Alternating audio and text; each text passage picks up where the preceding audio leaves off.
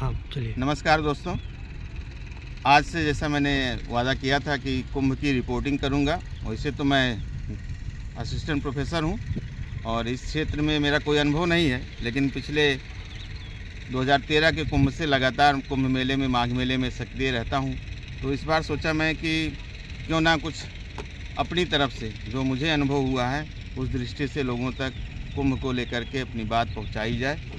आज हमारे बीच में है, मैं सबसे पहले माँ भगवती गंगा के श्री चरणों में अपना श्रद्धा सुमन अर्पित करता हूँ। वो मेरी आराध्य देवी हैं और गंगा मैया सब कुछ देती हैं। आज के जो हमारे विशेष मेहमान हैं इस कड़ी के, वो विश्व हिंदू परिषद के केंद्रीय मंत्री आदरणीय राजेंद्र सिंह पंकज जी, जो लंबे समय से समाज के लिए अपना पूरा जीवन न्यौछावर किए हुए हैं। विश्व हिंदू परिषद में काम करते समय माननीय अशोक जी सिंघल के साथ श्री राम जन्मभूमि आंदोलन के प्रारंभ से ही आप उस आंदोलन में सक्रिय रहे हैं। धर्माचार संपर्क प्रमुख के नाते विश्व हिंदू परिषद में पूरे देश भर के जितने भी संत होंगे उनसे आपका सीधा संपर्क है और उस परंपरा के बारे में हम जानना चाहेंगे कुंभ को लेकर के भाई साहब से। आइए मिलते हैं आदरणीय राजेंद्र सिंह पंकज जी से। कुंभ एक प्रकार से अनेकता में एकता का एक अभिनव और उत्सव है।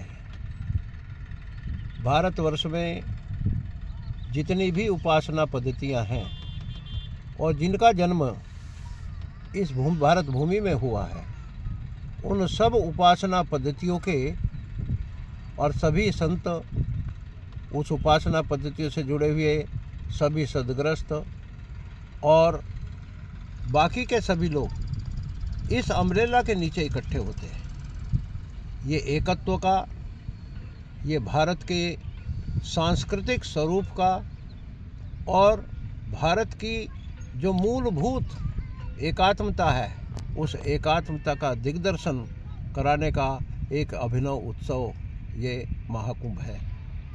यहाँ पर संत लोग 6 वर्षों तक परिव्राजक होकर के सारे देश में भ्रमण करते हैं। वहाँ पर समाज की स्थितियों का गहराई से चिंतन करते हैं, देखते हैं, समझते हैं और उसकी निदान के बारे में विचार करते हैं। और विचार करने के बाद जब यहाँ एकत्रित आते हैं तो सामूहिक चिंतन में से एक नवनीत निकलता है, एक आदर्श और संहिता निकलती है जो समाज को एक संजीवनी प्रदान करती है।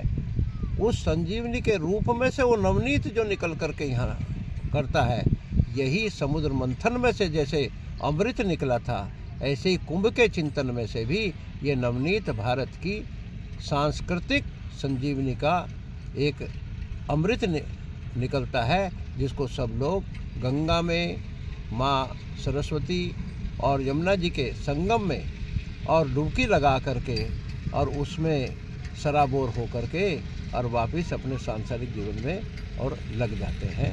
ऐसा एक उत्सव है।